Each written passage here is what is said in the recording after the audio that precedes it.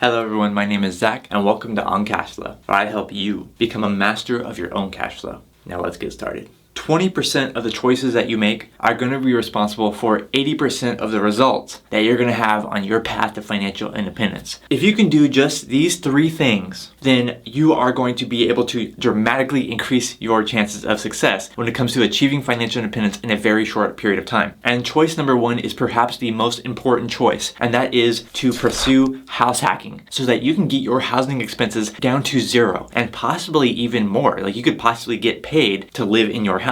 So house hacking is simply just finding a way to live slightly differently to where you basically offset your housing expenses with housing income that you're going to get. This can happen by buying a house and getting roommates. This can happen by buying a multifamily property and having the other units rented while you live in one of them. This can happen in many different ways. But the point is that if you can house hack and get your housing expenses to zero, you have just eliminated your biggest expense. Okay, most people, their largest expense that they're ever going to have is going to be their housing expenses. And if you can get that to zero, then you can bet that you can put all of that money towards your financial independence instead. Let's go ahead and write that on the board.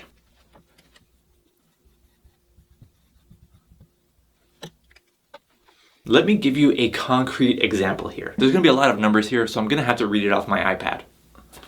Here we go. Okay, so Americans spend about 25% to 35% of their income on housing. Now imagine if you could eliminate that and instead put all of that money towards achieving financial independence. That's a 25 to 35% savings rate right there. So here's the example I want to present to you, and I don't think this is unrealistic. Let's say you can buy a fourplex. That is a multifamily home with 4 different units, and you can buy it for $400,000. You put down 20% down, and you get a $320,000 loan, and that loan is at 6% interest for 30 years. In that scenario, you should have a mortgage of around $1,919. And if you can rent the other 3 units for $1,000 per month, that means you'll have an income of $3,000. Subtract out your mortgage payment of $1,919, then you have $1,081 that you can put towards the expenses and the maintenance on the building. Imagine that was how much you save or you use for actual expenses on that building. Then you would have 25 to 35% of your income that is now freed up for you to put towards your financial independence. Barista Phi is my favorite type of financial independence. Okay, and I have a whole video on why that is, and we'll talk more about that at the end of this video. Let's first move on to number 2. Okay, so number 2 on here is also going to have a dramatic effect in how much money you can save for financial independence. And that has to do with your transportation. Because mostly, if you live in the United States, then you probably own a vehicle. And that means that you have a high amount of transportation costs because the cost to own a vehicle is very expensive. So for number 2, I have for you to sell all of your expensive vehicles, get rid of them, get one cheap, compact, gas-efficient car, and that is it. And if you live in a big city with really good public transportation, then perhaps no car at all. So this can save you a ton of money by having just one low-cost, reliable vehicle versus having, an expensive vehicle where you have to lease it, you have to insure it with a lot of money, and all this kind of stuff. So all those associated expenses, we want to get rid of as much expenses when it comes to our transportation as possible. We just want to get from point A to point B very safely, and that's all we need. So I am also going to pull up the iPad again because I have some more numbers I want to run by you. The average spent on transportation is 17.4%. So imagine having 17.4% of your income that you can put towards your financial independence, or at least a larger percentage of that. Let's say you had a lower cost car and you cut down to 7.4%. That's still 10% that you have now that you can put towards your financial independence. How much you're going to save by getting down to a low cost compact car is very hard to calculate. There's so many different variables that can take place here. But let's say, for example, that you spent the average before this, you spent the average amount that the Americans spent, which was $773.50 per month spent on the average car ownership to own one car. Now imagine you're a 2-person household or, maybe 3-person household with a child, and you have 2 cars for your family. If you got rid of one of those cars, on average, you can save $773 per month that you can now put towards your financial independence. Here's a list of expenses that you might have associated with car ownership: depreciation, financing costs, taxes, registration, insurance, smog checks, repairs, maintenance, oil changes, tires, filters, inspections, tire rotations, rebalancing, all the fluids that go into the car. So there's so many different expenses associated with car ownership. And if you can get that,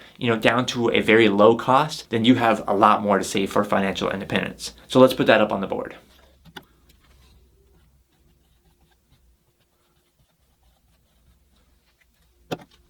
The next one that I want to talk about here is one that is going to get you to financial independence faster than any of these other ones. And that is hitting the like button on this video. Hit the like button on this video if you're enjoying it so far. It's definitely going to help you achieve financial independence because that means YouTube is going to recommend more of my videos to you. And there's more knowledge for you, more action that you can take. And that's going to get you to financial independence, almost guaranteed. But seriously, let's go ahead and move on to number 3 on here. And if you've noticed a trend already, you know that we're going to be talking about the big 3 expenses that everyone has. The big 3. We started out with housing, then we went on to transportation, and number 3 is going to be food. If you can optimize your food bill, then you can free up a lot of money to achieve financial independence. And the suggestion that I want to make here is to just shop at Aldi. Shop at a low-cost grocery store, and you're probably going to save a ton of money. So I personally love to use Aldi, but there are many other kinds of grocery stores that follow the same business model. And according to the statistics that I looked up, the average American spends 8.6% of their income on food. Now, apparently that's supposed to include groceries and eating out. I think that is very inaccurate, especially with the younger generation. It seems like they spend a lot more money on eating out. Let's go ahead and write that one up on the board.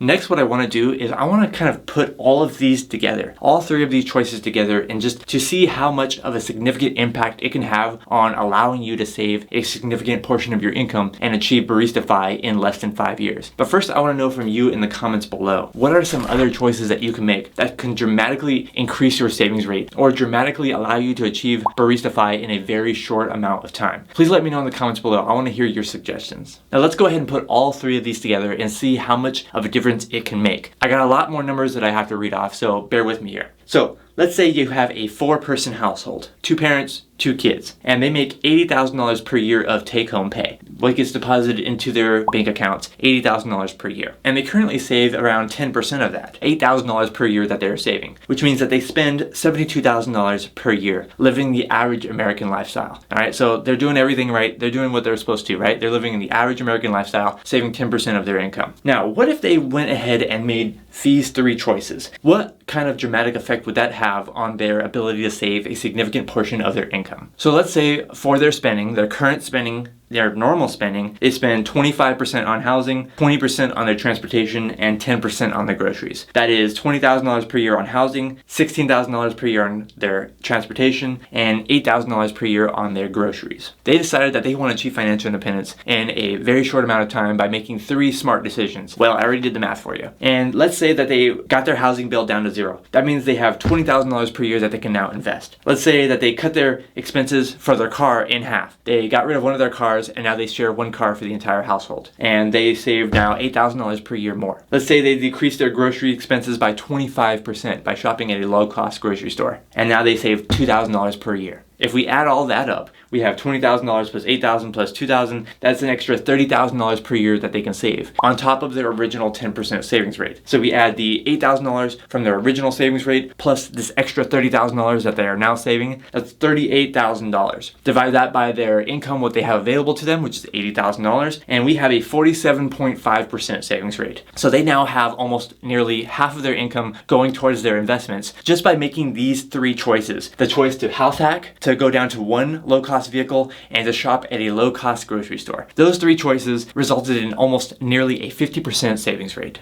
And you can do the same thing, especially if you want to achieve Barista FIRE, which, as I mentioned before, I think is probably the best goal for most of us to shoot for. I think that most of us should probably have some form of Barista FIRE, where we still earn some income, but we do it for a job that we want to do, or a job that allows us to have a low-stress lifestyle. And if you want to know exactly why I think Barista Phi is the best type of FIRE for you and I, then you need to watch this other video that I created. It's going to pop up on the screen right after I get off the screen. Thank you so much for watching this video. I'm Zach from OnCashflow.com, and I hope to see you next time.